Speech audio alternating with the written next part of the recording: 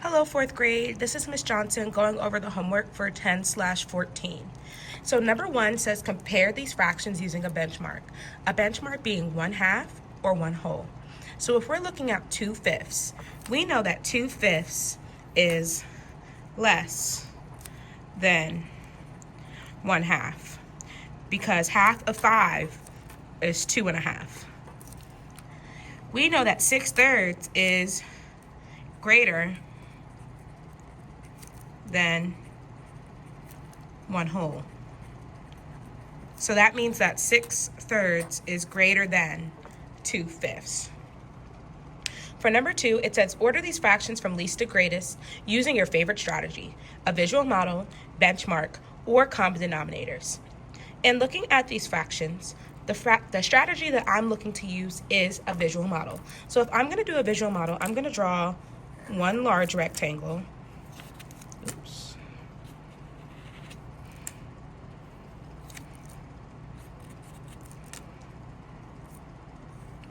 And then I'm going to cut it up into 4 parts because there's 4 fractions.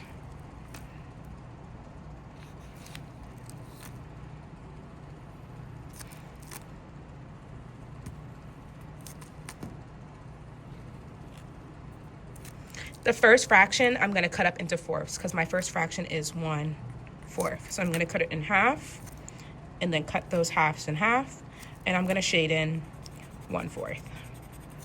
Next is 6. So I'm going to use that same halfway point, and I'm going to cut each side up into 3 parts to get 6.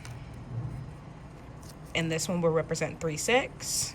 So I'm going to shade in 3/6. All right, and then my next fraction is 6/7. So I'm gonna cut my fraction bar up into 7 equal parts.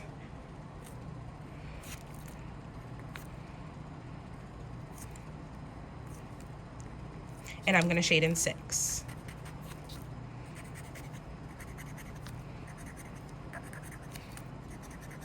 And then finally, I have 9/3. So you'll notice that 9/3 is a fraction greater than 1/2.